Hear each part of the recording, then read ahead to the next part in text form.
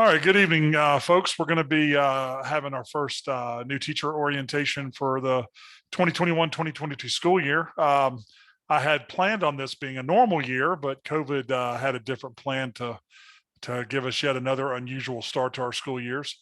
I know that about 2/3 of our teachers are back at school, and about a third of you guys are going back in the next week. So hopefully, this you'll be able to either watch this on recording and catch up and pick up on our second, third, and fourth sessions.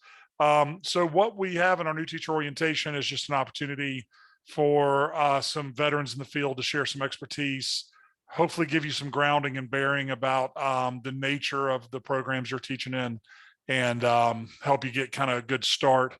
My dissertation research back in 2004 was on how law and public safety teachers went from industry into the classroom.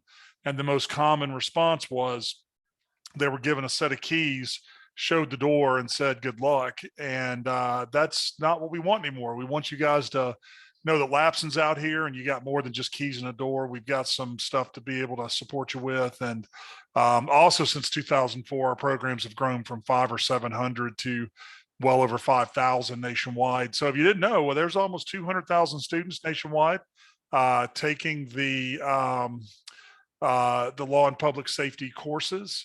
So that's a pretty large percent, 200,000. We're also one of the largest growing career tech areas, partially, well, for a lot of good reasons, but partially because there's such a huge labor demand in law and public safety. So I'm going to begin to share my screen and go into our PowerPoint. Let me get this up. So hopefully you see my screen pretty well. And so let's go and get started. So starting with me, that's me way back when. Yes, that's a pager on my shoulder. We thought we were so cool. It was like Star Trek Enterprise. I was a school resource officer in Atlanta, Georgia, and Fulton County Schools, and enjoyed it. But I about in the 1990s, and we'll talk more about this in just a moment, career tech became a thing. And my direct supervisor at the school was Dr. Shirley Collins, and she was about to take over the career tech programs for our county. And she and I talked extensively about doing a law and public safety program. At the time, there was not one in Georgia, and we knew that there was a lot of interest. And so when she got promoted to the position, I had actually transferred into teaching special education. I went and had gotten my master's. I'd gotten married to a girl I loved a whole bunch, and she didn't like me being a cop, and I liked her more. So so I transitioned into special ed. Well, about 2-3 weeks into the job of my first year teaching, Dr. Collins calls me and says they approved our program, and it was crazy. We had like 4 weeks to write the curriculum and like 4 weeks to find all of the resources and materials. And I had never been a training officer. I'd just been a police officer.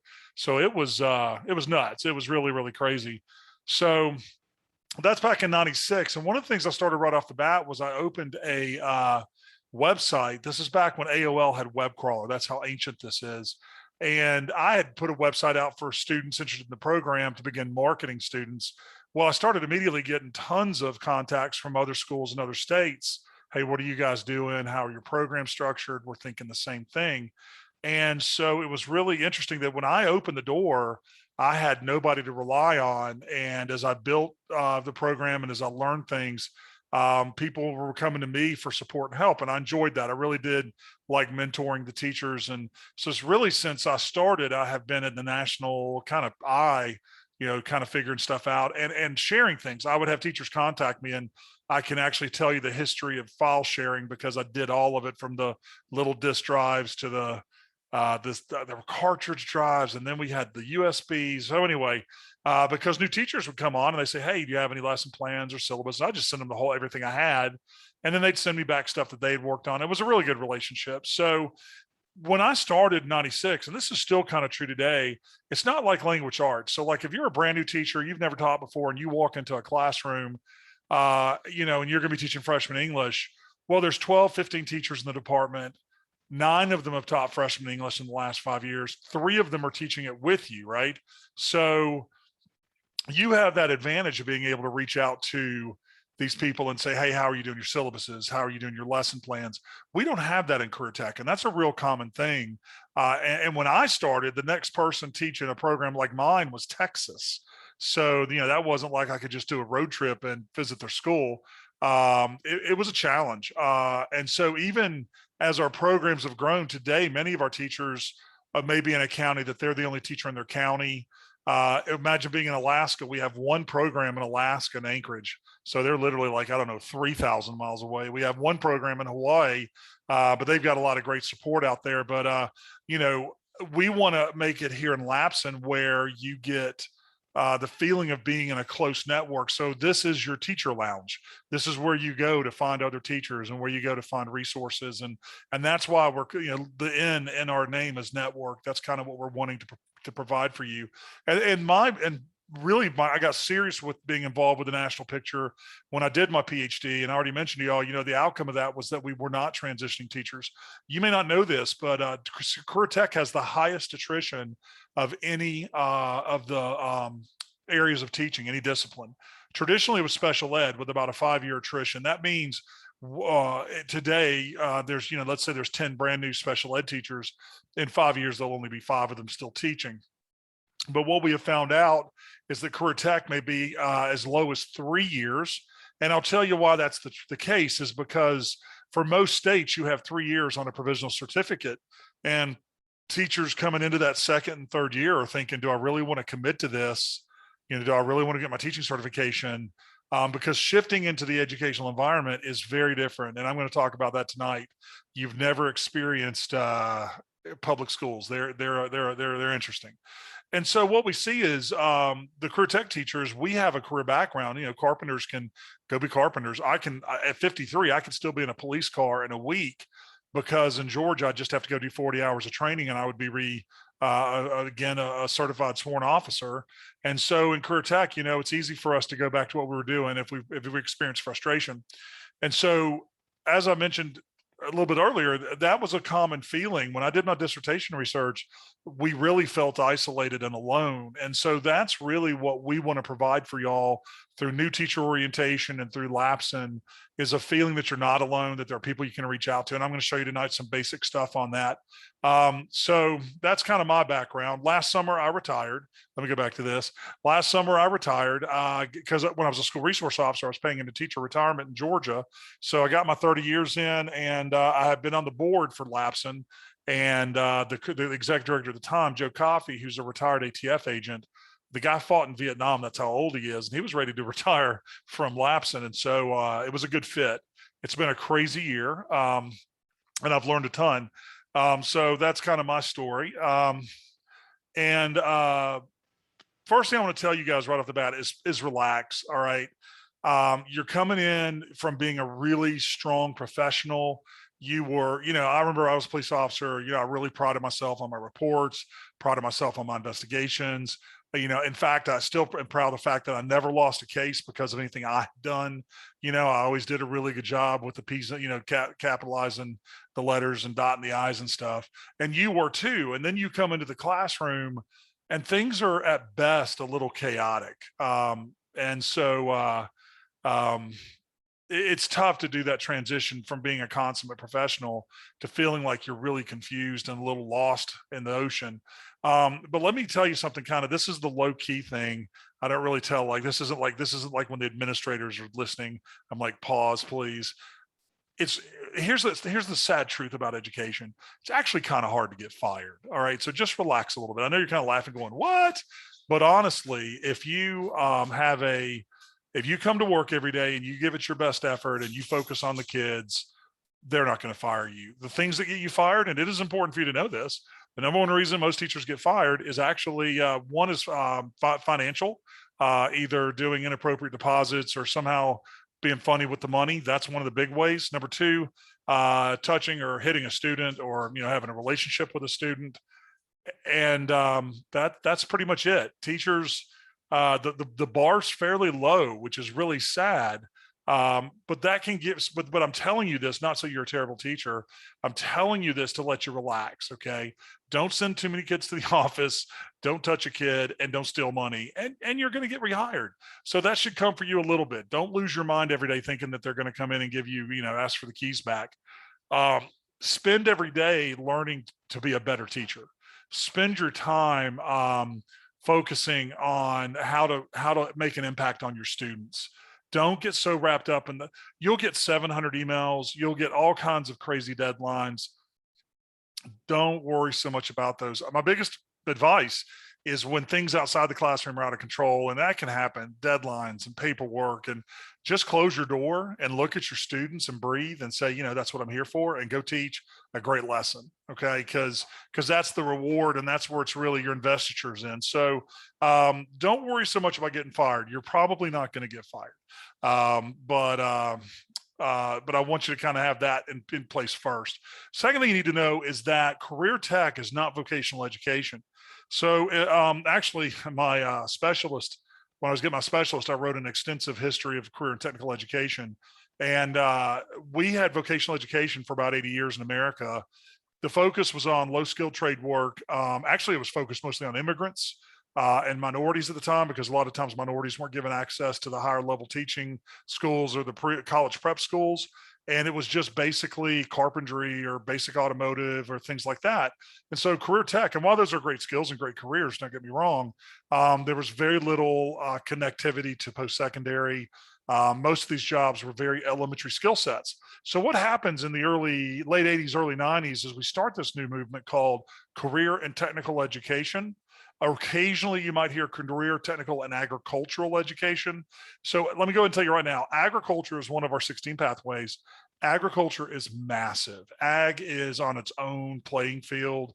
In fact, we rarely cross paths with ag because they're just massive. The largest office building in Washington, D.C. is the Department of Agriculture, and ag education is extremely well funded. But you might see CTAE, and the A is agriculture, but normally we're usually separate. So career and technical education is fundamentally different from voc ed, and it's not just a word play. There is a legitimate reason and things being changed. Career and technical education is focused on 100% of students. I remember when I used to do marketing at our middle schools, I have a parent, oh, well, my child's going to college. And I'd say, well, that's fine. Are they going to have a career? Because that's who career tech is for. Career tech is for every child.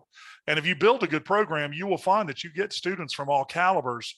And in some ways, that's a challenge in itself, because if you've got a student who is, I'll have a student at my last school who just moved to this country last week, sitting next to a student that's on an IEP because they can't read well, sitting in front of a student that has a 140 IQ and probably going to go to Georgia Tech and major in technology.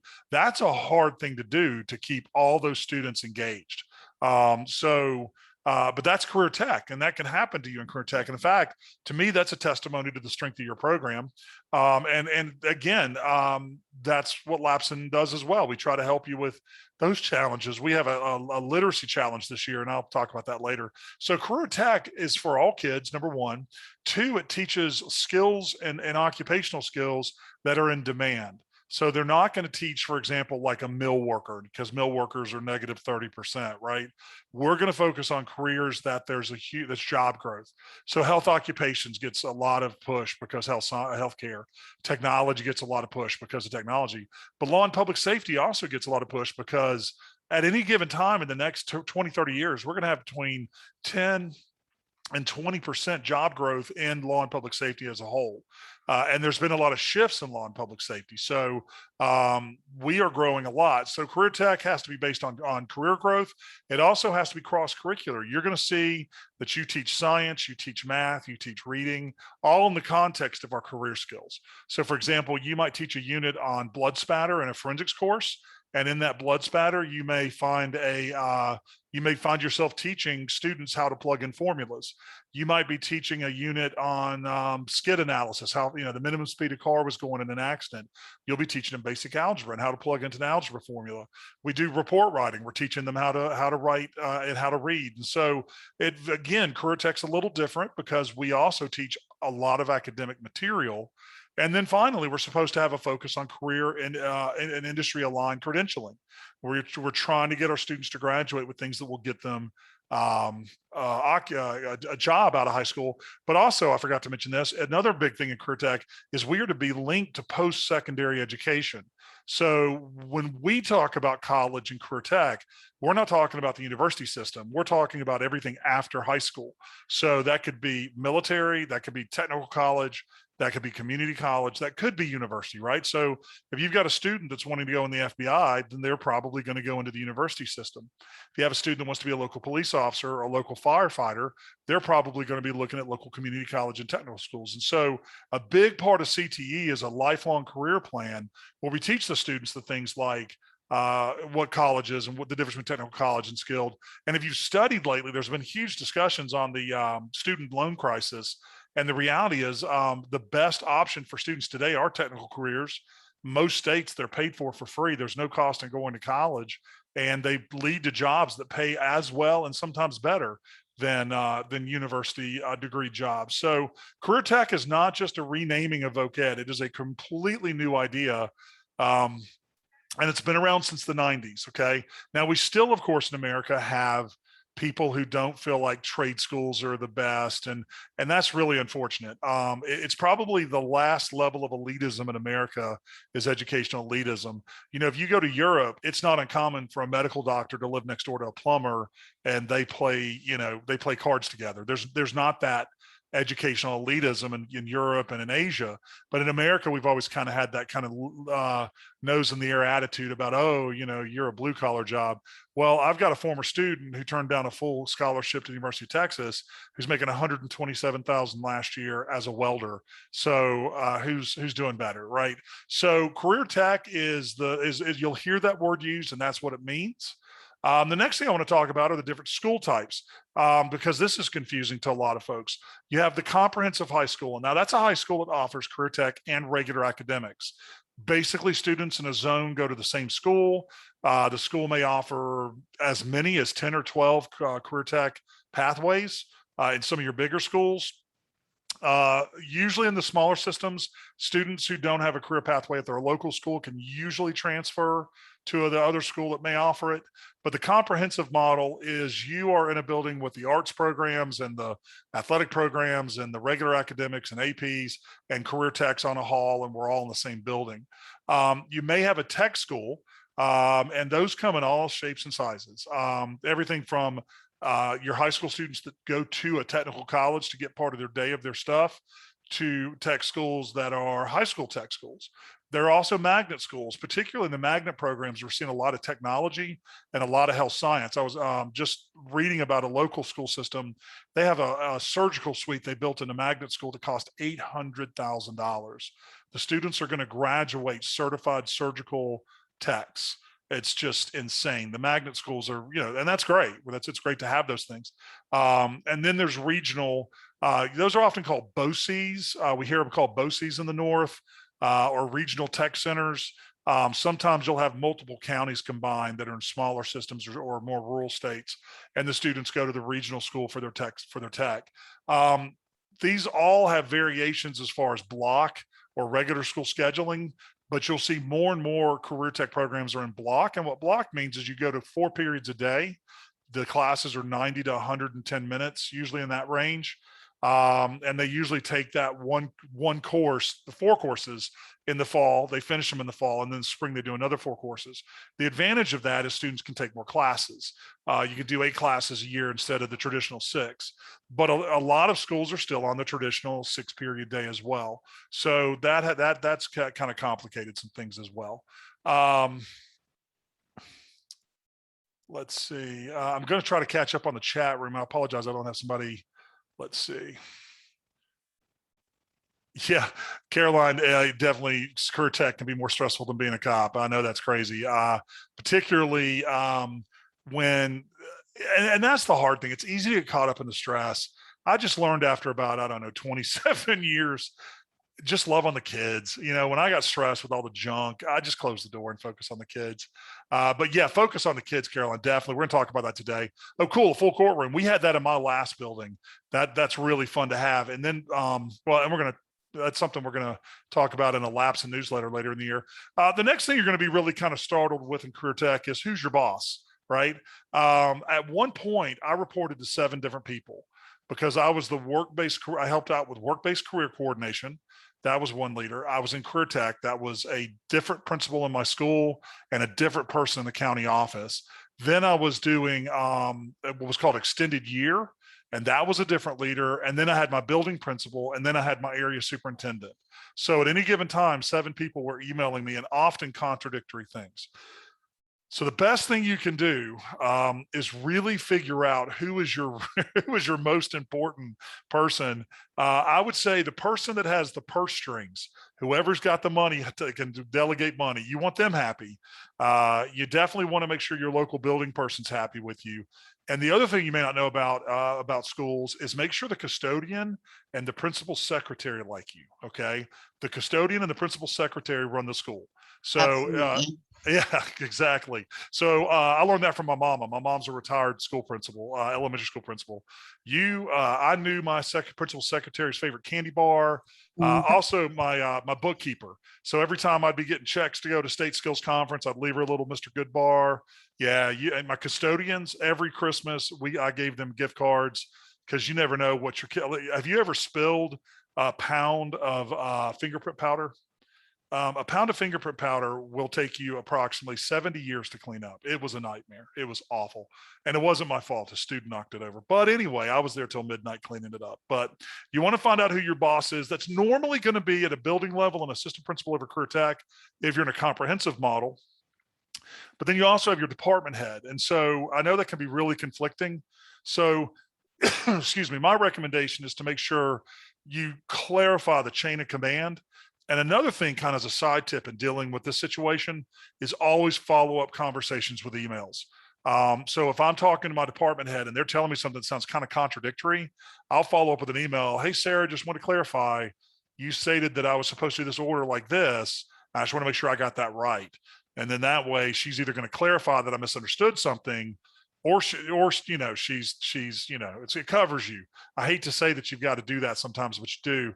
I had a very sensitive situation about 7 years ago.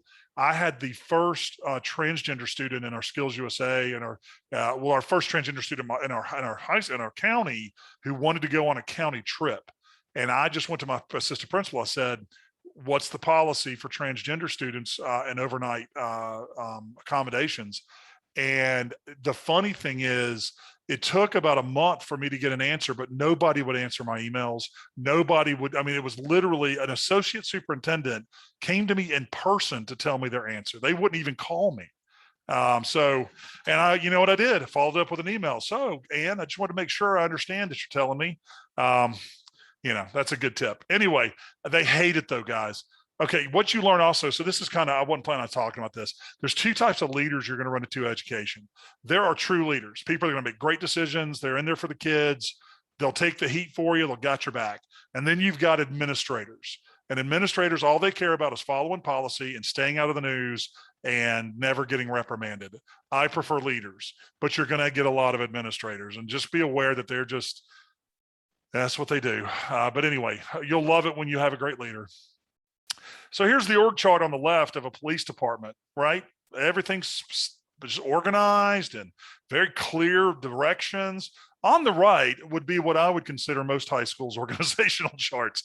It's just chaos. It like just knowing who can open the mat room for you to do a handcuff lab can take 15 emails and 7 visits with people.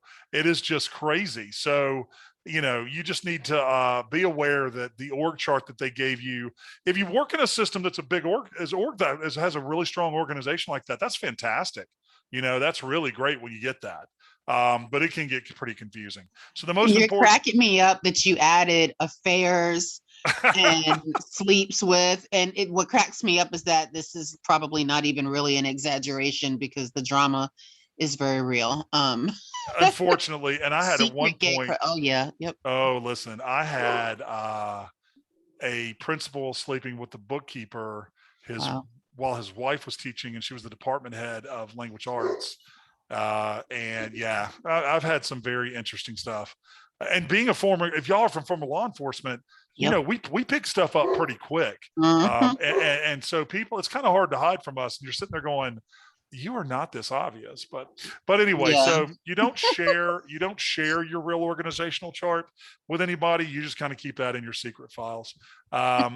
So be aware that can be crazy. Okay, on the left, the reason I got Miss Reagan on there is because she reminds us to just say no. If you're a first year teacher, the first thing that they're going to come to you is, okay, we need somebody to coach girls volleyball. We need somebody to coach. That's my Charlie. I'm sorry, y'all. I've got a big old dog, and we've had the bands of the hurricane coming through Atlanta, and he's just been barking all day. So they're going to come in and say, we need somebody to sponsor the ninth grade student government. We need prom committee. We need, just say no. All right. It's really hard as a first year teacher because you're appreciative of the job. You're really thankful. You want it, and they know that you're new and they know that you're a sucker and you're going to say yes. But what you need to say, and I encourage you to practice this, is, I'm a brand new teacher and I just don't think I can handle that this year. If you can ask me maybe next year, I can figure out if I'm able to kind of handle that responsibility. It is extremely hard to be a first year teacher. Your first year teaching, there's just days you just want to go in the closet and cry because it's just frustrating and there's all kinds of different demands and you're wondering how in the world people get all their grading done and how people get the lesson plans finished, and you're learning your job, and then they come in and they give you this curveball. I had one of our former officers. He ended up doing the girls gymnastics team, and he didn't know anything about it. They promised him. They said, "Oh, we have a community coach. All you do is just sit in the stands and grade papers." And that guy coaches all the time. Well, then that guy got busted for molesting kids, not the teacher, but the gym coach, and he ended up having to figure out how to coach a gymnastics team. I mean, don't. The best thing to do is just say no. Now, on the right are things that you may have to do. In our positions, we almost always have Skills USA in our career tech programs. And the good thing about Skills USA is you usually have other people in skills that'll support you and give you advice and help you out. You may have a local explorers post or public safety cadet. Usually that's run by the local police department, and they just usually ask to use your facility. Kind of take a look at that. Sometimes that's not bad. And then in my state in Georgia, a lot of us have to do mock trial. And mock trial is a time-consuming ordeal. Depending upon your state, some of these come with no money, some of these come with some money. Usually Skills USA, they have a thing called extended day, and it's usually my last year teaching, I think it was $1,100 they gave us, which it was okay. I really like Skills USA, so I really enjoyed being a Skills USA advisor, and we had a lot of success, and the competitions were fun. I also did Explorer posts when I was a cop and also when I was a teacher. And so for me, that's just stuff I enjoyed. And then I ended up doing mock trial and enjoyed it, but it was such a time demand. Mock trial to be good, those kids are they're after school in the fall 1 and 2 days a week, and then in the winter 5 days a week. It can be rough. So be super careful with clubs. But when you get hired, the condition of hired might be that you have to do a Skills USA. That's pretty common. And that's something we'll have other stuff later in the year on how to do Skills USA. There is a formula to it, but again, it's brand new to you and you don't know all the ins and outs. And we're going to try to help y'all with that over time as well. But they're going to come to you. Like I remember last year, I probably had my last year teaching, I had at least 3 or 4 kids come by. We have to have a student sponsor, teacher sponsor for our club. And it's like, what is your club? Save the Whales. We're only going to meet like once every month. And so I can get into Harvard. Well, first of all, kid, you're not going to get into Harvard Tech. I mean, you couldn't get into, but I didn't say that to the kid. But I was like, well, we already have PETA.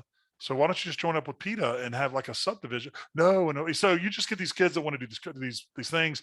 Our last year that I was also at the school, they added the esports teams, and they were looking for 2 coaches for that. They're always looking for, girls softball, but boys soccer a lot of times is one they have a hard time placing folks. The hardest, believe it or not, swim dive, if at least in most states. Look at how long the season is too. So what I would recommend you the first year, just say no. Just tell everybody, hey, look, it's my first year teaching. I really want to focus on this and see how I do. One of the temptations, though, is they do usually come with money. But I will tell you, the last year I coached baseball, I calculated into the season and I made about $1.50 an hour. When you really look at the time demand, these sports, the other thing they don't tell you, sports has changed a lot. When I was a kid, they just wanted a good coach that instilled good values and the kids have fun. Nowadays, they want you to win gold, state championships. They want you to do tournaments over holidays. So find out what you're getting into if you end up saying yes before you say yes. But I would generally say no to everything unless you're required to do something like Skills USA. And they may even come back with like an assistant principal. Well, have you really considered? I would be as firm as I can be, because maybe your second or third year, you find the time and you can start to build that in, but you've got sponsoring a club alone, you have to do a whole nother set of paperwork, whole nother set of books, fundraising. They have their overnight events, things like that. And it's a lot of time. And most of them, you don't get paid anything. So, I just tell you to be super cautious with the clubs. Now, on the right, though, like I said, skills is awesome. It's a big part of our program. We use it in class. Mock trial, I really did enjoy, but be really careful. Okay, so here's LAPSN. I've been talking about us all night, Law and Public Safety Education Network. When I say LPS, I'm referring to Law and Public Safety, the broad thing. So we were originally organized by the top little cork board, our state board members. So there was previously a national organization that fell apart starting about 2013, and it pretty much was gone. And about 2017, some state program specialists, the people at the state level that oversee your programs, about 6 of them got together and said, we have got to get a national organization because they have so many things they need. And so they created LAPSN. And our purpose is to serve your needs. Our goal is anything you need, we'll go develop it. One of our states, they needed industry certification in law enforcement. We spent the next 4 months developing a state national certification for law enforcement. Had a call earlier today. I have a group that's trying to, they need to get they need to get an industry credential for legal services. That's in our pipeline. That we literally exist to make sure your job is easier and that you're supported with what you need. Another thing about LAPSN, our goal is to make it as a new teacher in a few years, you're given our website and a password, and we have literally lesson plans for all 3 years of your curriculum that at least give you a starting point. We have models of syllabuses, so you can take a look at those. We can now definitely, we have about 1,000 hours of lesson plans on the site. And we definitely can connect you with mentors if you'd like to see that. And that's kind of our goal too. So the top cork board, the state members, and state board members and panel, state partners, they were the big ones. The top left is TTAG or TAG. That's training and technical assistance group. That's a whole bunch of folks that teach that are just superstars, that if you need consulting or a school system wants somebody to come in and help them start a program, we have those people ready to go. But the other cool thing about TAG is in order to be a TAG member, you have to be willing to mentor and let people reach out to you. And I'll show you on the website where to find those people. The advisory committee is huge. We have a ton of folks on our advisory committee, advisory states. Then we have our program specialists. You'll see them on the website, each of our areas. We've got some folks you can reach out to that are superstars that'll help you out. We also have our school district partners, our state representatives, which we're actually today had our first call. We may be starting in each state a state LAPSN. So today we were talking about the first state chapter for Virginia of a LAPSN, and we're talking about what that's going to look like and how we're going to be able to improve networking. Our goal, bottom line, is to get you connected more quickly to other teachers that are teaching what you teach. Like I said, we want to be your department conference room. We just want to be able to place you can go find people.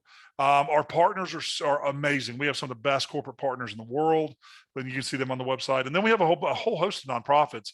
We partner with Advanced CTE and Skills USA and National Alliance for Promotion of Equality.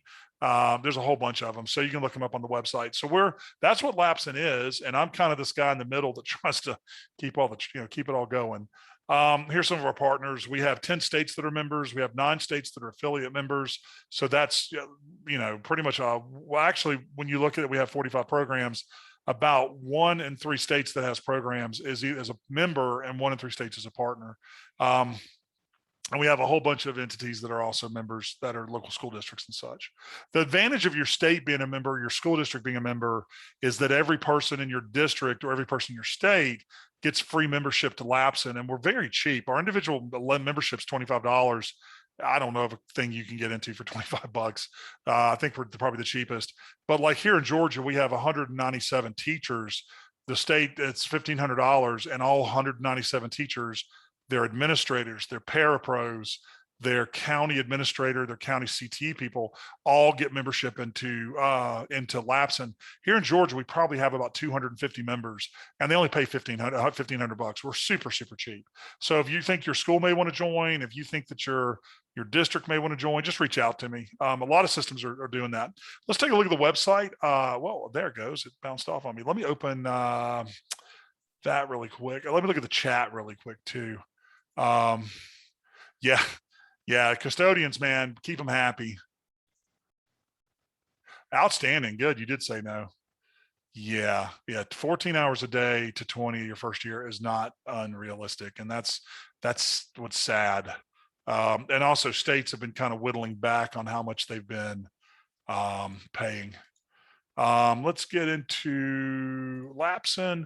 So it's easy to remember, lapsen.org, Lapsen. And the hardest thing about this website has been where to put everything. So we've done our best. The front page, we try to give you the big stuff. Here's the literacy project I was telling you about. Just got a video on there and some ways to add reading. Real quick plug. The way to build literacy is have kids read a little bit, write a little bit. That easy. The more they read, the more they write. So one thing I recommend is instead of lecturing a whole period on something, let them start off. But hold on, I'm sorry, I'm gonna yell at my dog. Charlie.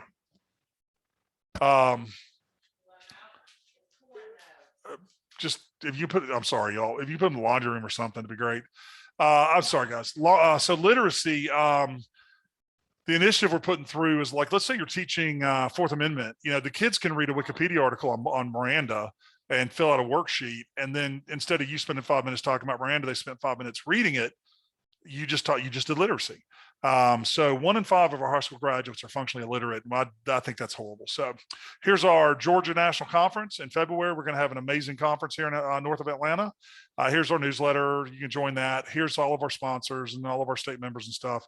Oh, got a problem there. Got to go find out what happened to those. And then down at the bottom, these are really great. This is where you go to find your resources. And this was the hard part, was how to organize all the stuff we have. So here's law enforcement pathway, and we've got a list of course and standards. We got a national course list, kind of tell you like what other states do, some examples. These are the national pathway information that comes from advanced CTE. Those are actually looking to be revised next year. We're excited about that. We have a great links page with tons of links. If you can find a great link, please send it to me. I'd love to add it in. And then the members only page is where you go in, and that's where we have to keep our lesson plans behind the wall, so to say. You can also go directly there from Resource Center Pathways. When you go in, you'll see that we have, here we go. So there's links. Here's the links that are specific for law enforcement. We have some resources. So there's actually, like, Texas has a ton of lesson plans. California has a searchable lesson plan. It's open to anybody. You just join. They have tons. I mean, I don't even know how many lesson plans. At one point, somebody told me they had 24,000 lesson plans for all of career tech in there, which wouldn't surprise me. Here's some old Georgia resources that are still good. CERT materials if you're teaching CERT. Here's some information on mock trial. And then down here are some industry recognized credentials. Here are some equipment lists. I get a lot of questions about equipment lists. So there's some suggested equipment lists from across the country.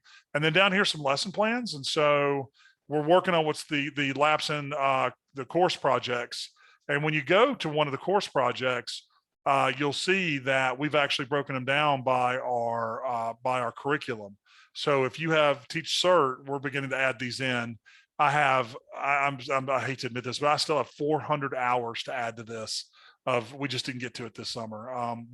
We have a lot of growth and a very small staff, but right here, there's some information and some different lesson plans. If you go back to the, hold on, I'm trying to get this to go away. There we go. Let me get rid of that one. If you go to the intermediate course, this one, and I will tell you that the second year course, the law enforcement, and currently we have the security and protective services course, which is a lot of people's third year. We have really great lesson plans for those. This year, we're getting the criminal investigation course and the forensic science course together.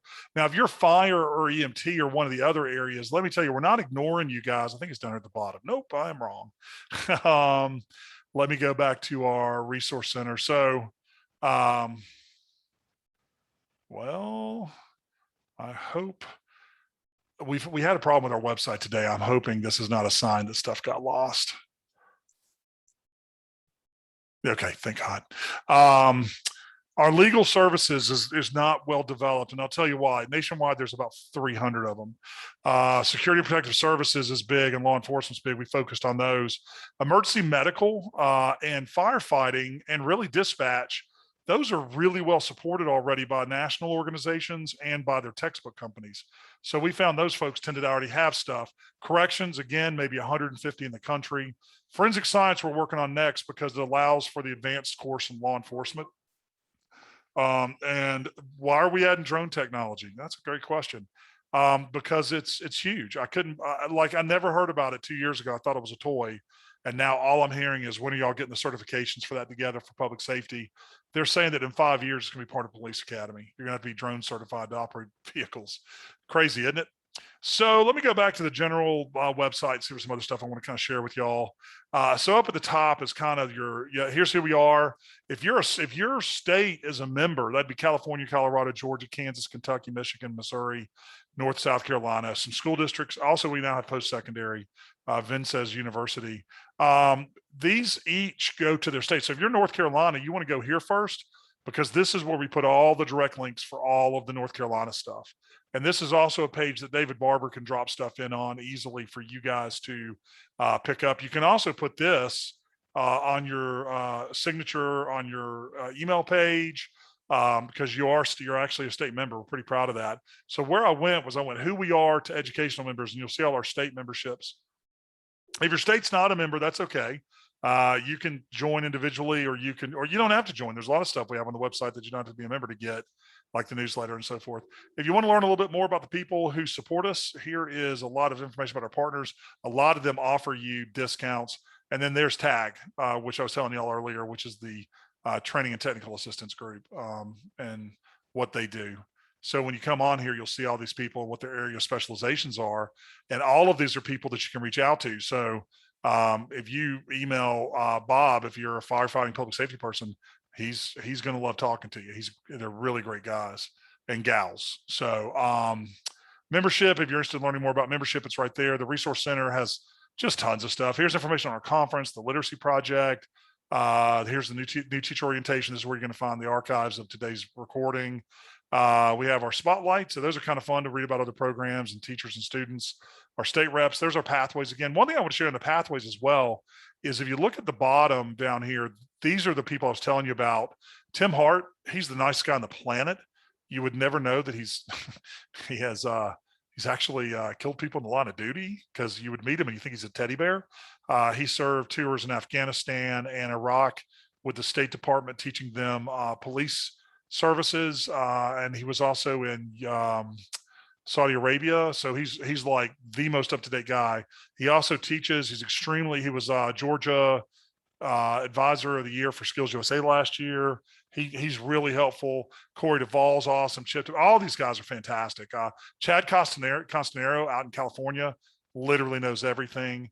Jeff Brannion does college. He actually investigates serial murderers. Lori Hendrickson has cool stuff. Stacey Hervey. So there's just a bunch of folks. This page, any of these people you can reach out to on this page, and they'll be glad to help you. Just say, hey, got you off of Lapson. Just want to know if you can help me out. And each of the pathways has these people. Like, so here's dispatch. And we have Heather, who's like a national specialist for everybody. Liz and Lori is up here again because she specializes in more than one thing. So you can find that by going to Resource Center, Pathways, and reach out to those folks. We have a program certification. We're just starting this year. 3 schools in Georgia are piloting it for us, but we're going to start a process by which programs nationwide can be certified. And then here's our student certification materials. We have a national law enforcement certification that's being worked on. the 911 certification program. And then also I need to update this page. We have the, nope, that's the one I just did. I apologize. The certified protection officer I've got to add. And that is, so if you need industry certification, we're redoing those pages. Members only is just basically some stuff that takes you directly to the resources, the store, contact me anytime. If you're like, I am really stressed out, here's info, we'll get it to me, tom@lapson.org. I can direct you or give you some advice. I have walked people off the ledge for years because it is crazy that first year. Oh, Caroline, we just, cool. We just talked to Virginia today. I was with Lauren Ann and Stephen Dalton and talking about some great stuff they're doing over there in Virginia. Virginia's the birth, my mom grew up in southwestern Virginia. So I used to go there a lot as a kid. Love those mountains. So I kind of went over the website really quick. One thing I want you to think about too is we have a national conference in February. There's a lot of information on there. Believe it or not, your school system gets money specifically to send their teachers to training. So it's not like, if you're a language arts teacher and the school's got to take it out of the local budget, Perkins gives your school system money to do training. So they can let you go. It is going to be a hybrid. So we are going to have live here north of Atlanta. It's a little town called Cumming in Forsyth County. And we're going to have, sorry, we're going to have a really great conference live. We got some pre-conference trainings that are phenomenal. But if you can't, for whatever reason, they won't give you a travel budget or COVID or whatever. We do have the hybrid. So you can take a look at that later. I'd encourage take a look at that. We actually, I think, have a discount for NTO teachers. I got to go back and look at that. Being a member is kind of cool. You do get discounts. You do get, money off and when you go to conferences and so forth. So what are we working on? Here's our new teacher orientation. This is our second iteration. The conference, we're going to be doing localized training as COVID begins to fade. You're going to start seeing us in regional areas doing some really great. The one that teachers really like is we call it Police Academy for Teachers. It's 2 days, 16 hours, where we just bring you up to speed on all the stuff in law enforcement, all the training. The last time I had police training, Clinton was president. So sometimes you fall behind. Maybe in your past life, you didn't get a lot of training in certain areas that you feel, you could improve on. And then we also we do a CSI course that really teaches you, because a lot of us teach forensics, but none of us really did a lot of forensics. And it's a phenomenal course taught by Jeff Brannion, who did the Gary Nichols serial murder case, tri-state crematorium case. The guy's done amazing, cool things. And he's a lot of fun to have as a teacher. We're also updating courses. All the national standards are outdated. So we've been updating all those. We're trying to, as I told you guys, we probably put on 400 or 500 hours of lesson plans this summer. And I think I've got about 300 hours more to add in. So we're working on all that as fast as we can. Our goal, again, is in a couple of years. We're not quite there, but as a new teacher, you'll be able to come in the door and have everything you need to get started, because nobody's got that. So rather than doing groups, what I thought we would do is we just do a real quick. We have about 4 minutes. I thought it'd be pretty fun just to kind of let y'all introduce yourselves. Let me see if I missed anything from the.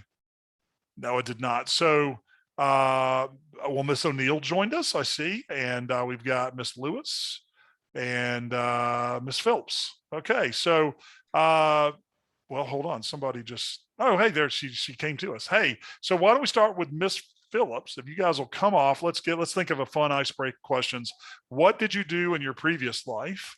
If you did serve as in law and public safety, briefly mention that. And your school and your state. Let's start off with that. So we'll start with Carolyn, and then we'll go to O'Neill, and then we'll go to Lewis. My name is Carolyn Phillips. I teach at Bethel High School. I am the only criminal justice teacher they have. They had one previous to me who was a chief, and I retired from 32 years of law enforcement. I retired from one agency with 29 years, and then I got out of law enforcement thinking I was going to make it at Walmart. That didn't work out for me. So I went back into law enforcement and became a DMV investigator for Virginia.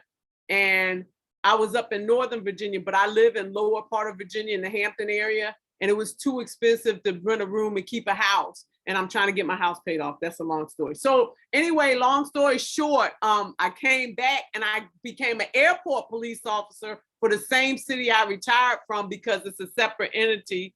And then I just put in for this job for giggles because I figured I'd never get it because there'd be so many people rushing for it. And I found out there was no one rushing for it.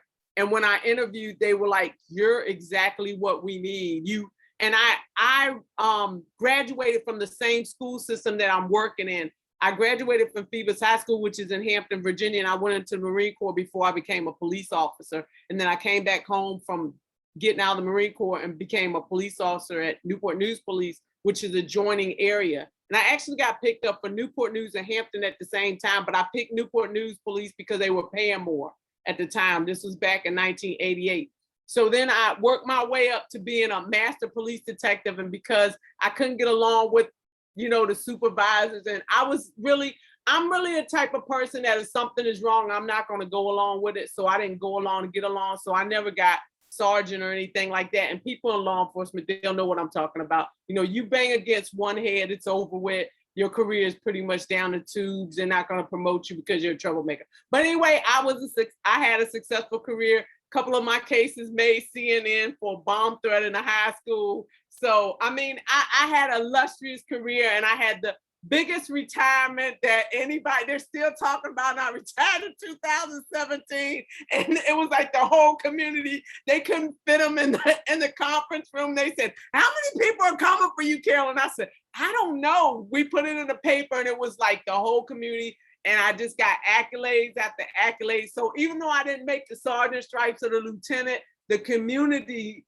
outreach just loved me to death. And it was just surprising. I almost didn't have a retirement, but that's it.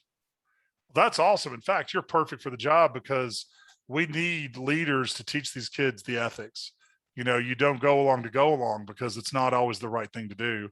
And I was like you, I didn't go into administration for the same reason. If something's wrong, I call it wrong. And yeah. So you and I are twins, a couple of 100 miles apart. I look forward to getting to know you better. Let's go to Katrina. It looks more complicated than it is. Katrina. How are you, everyone? Nice to meet you. I am an administrator in newly appointed assistant principal. And everything that you said, Tom, is 100% true advice for a first-year teacher. I taught for 9 years in New York City in Queens. I was a social studies teacher, and I transferred over into the CTE world. So I've been now with Nassau BOCES GC Tech, our CTE school, for 2 years. And really, I saw this opportunity. Our police science teacher just retired. I knew him for 1 year, but I could tell he was in it to win it. He was in it to, touch kids' lives and get them 1 foot in the right direction. Give them the exposure to a career that they would be passionate about and are passionate about. So right now we are bringing on a new police science teacher. That's why I'm here. I want to support the staff as much as I can and learn about the hurdles. And we're also looking to bring an EMT program for the 2022-2023 school year. We are running it, but it isn't formally approved by New York State. So that's kind of where my journey is at. The presentation, Tom, has been, I was taking I see it's recorded, but I was taking some screenshots really quick because of the resources. I said, I got to share that out. I have to share that out. So, really just looking to make sure that I'm as well-versed as possible in providing the support, and also knowing that we don't have all the answers. So where can we direct staff and faculty to get those answers and to get those support? So I thank you. Well, awesome. Yeah, that's perfect. It's great to have administrators involved. And remember, Lapson is one of our target audiences is administrators, helping them with policies. I had a really interesting phone call this summer. They ordered red guns and their board freaked out. And I was able to kind of talk to everybody and be like, no, red guns are pieces of plastic and there's nothing. I come from, my husband is a police officer. Both my brothers are police officers. So I feel like I have a bit of perspective into both worlds. So Well, awesome. They're blessed to have you. And one thing you said that I want to touch on for all of y'all is, and I usually talk about this at some point, but the most powerful thing you can ever do in a school is to love a kid that you're not required to love. We're not required to know their parents' names. We're not required to know what their dogs' names. We're not required to know their dreams. But when you do know their dreams, you do know, hey, you told me your mom was sick. Is she feeling better? That means the world to a kid. It gives them so much value. So yeah, that's a big thing. So all right, Sharon, you're last but not least. We're waiting to Okay. Oh, well, hey, Mr. Washburn, you've already heard everything, but I taught English back in 99 to 2001, and then decided to go to law school, which is something I thought about when I was real little, but then I decided to go to law school. My first semester of law school was when 9/11 hit, and I am originally from Brooklyn. I moved to Florida when I was 12. And that same semester, my father was dying of cancer. So as far as I was concerned, my world was coming to an end, right? So then after law school, I was a prosecutor for 2 years, and then I was a defense attorney for 6 years, in a community that is kind of behind the times a little bit when it comes to some things. So when a position came up to prosecute juveniles, I turned it down because I was in a community where law enforcement arrested for everything. Discretion was something some didn't know. If you were a middle schooler or a high schooler who got into a simple fight, you got arrested. And I said, I'm not prosecuting kids for that. So when I went to the defense side, I dealt with adults, children, everything, and did a little family law as well. And then I said, I'm never leaving Florida. I passed the bar first time, never have to pass a bar exam again. I'm stuck in this state for the rest of my life. And then I met and fell in love with a soldier. And then I left the state of Florida and had babies and took care of babies. And then when I went back to, when we got here to North Carolina the first time, there was a criminal justice position, but I think they started the North Carolina program here in Cumberland or something like that. But they said you had to have a degree in criminal justice. I was like, well, I got a law degree. And they said, but you don't have a criminal justice degree. So then I silently said, that's stupid. But then I went and got my master's in criminal justice, but then we left the state. Yeah, the same year I graduated. So did a few more things, came back here. There was no position available because here where we are, they do have a program in all the high schools. And once those retired cops and everybody else get a criminal justice position, they don't move. They won't move. So they finally started moving around, COVID.